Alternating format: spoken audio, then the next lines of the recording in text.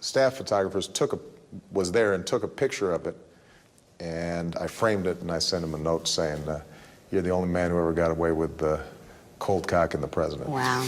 Cold cocking refers to hitting someone by surprise, typically right on the head, so they get knocked out and go cold.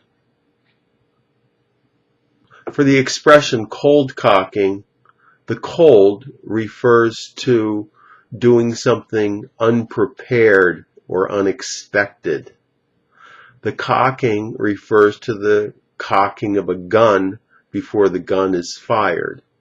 So together, cold cocking means to hit someone unexpectedly. And what is cocking of the gun? What is that? Cocking of the gun is when the hammer of the gun is pulled back so that when it's released, it will hit the bullet and cause the bullet to fire. There's also a second definition.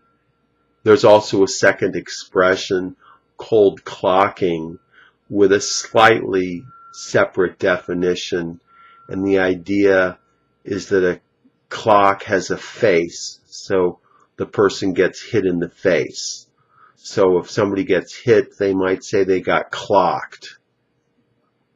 And then if they become disoriented, the analogy is that a clock gets disrupted. The idea is if a clock gets hit, it can become disrupted. A friend was in a bar the other day with his girlfriend, and some guy started hitting on her. So he turned around and cold cocked the guy and ended up in jail because of it. Every once in a while, somebody gets cold cocked, they fall back, they hit their head, and they die. And then the person that did it ends up in prison when all they were really trying to do is just hit the guy.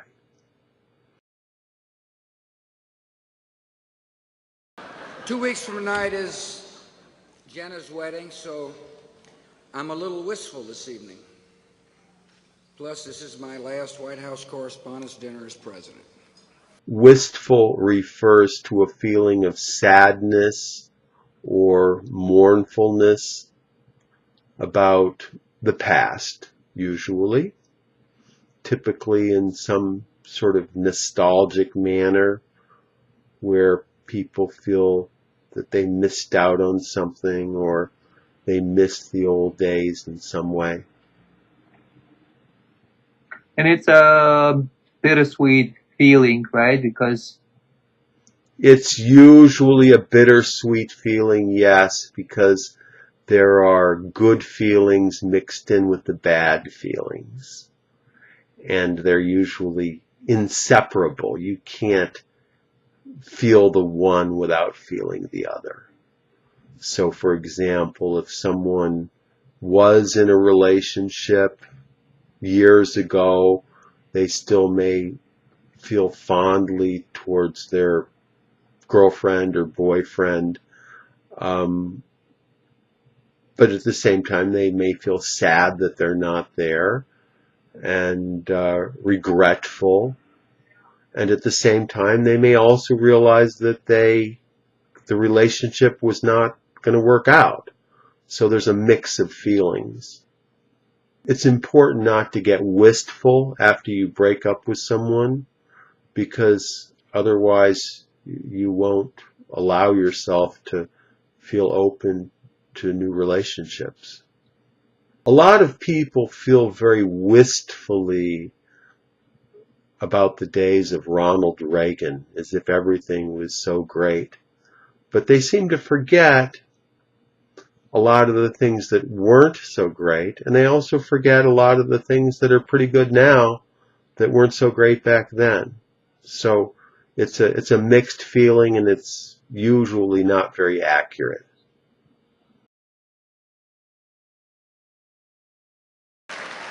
But I'm sure whoever the next president is will show up at these dinners, especially like the dinners in 2005 and 2006, when we had a couple of surprises up our sleeve.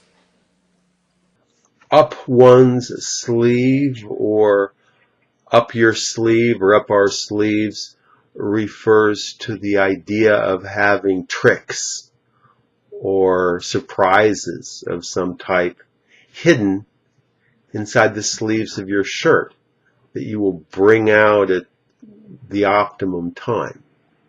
So if someone is, let's say they're losing a contest, then they may not be completely lost because they may still have a few tricks up their sleeves that they can bring out at some opportune time.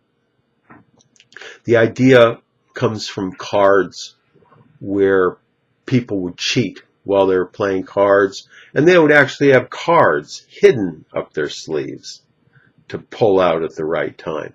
Or similarly, magicians might have things that are hidden up their sleeves as well, or some potentially violent person could have a knife or a gun hidden up their sleeve that they pull out surprisingly. Also, magicians will pull something out of their hat, or oftentimes magicians will pull a rabbit out of their hat. And the idea there is that they do something that's a complete surprise to everyone. We're not done yet. We still have a few tricks up our sleeves. Hewlett-Packard has not been doing so well lately because there's been a lot of competition from overseas competitors, and a lot of their products are kind of old, but they are a very, very powerful company technologically, and they have a lot of tricks up their sleeve, so don't count them out yet. A lot of people feel that Obama has largely used up his presidency, that he's a lame duck, and the next 2 years are going to be a bunch of nothing going on. But other people say don't count him out just yet. He still has a lot of tricks up his sleeve. That's all for today. Tom Taylor is an ESL tutor. He teaches English in the United States and outside, all over the world using Skype. He can be reached at his website, which is ESL-fullsteamahead.com. click on this link and check out his website and email with questions. Thank you, Tom, and I'll talk to you next time. Thank you.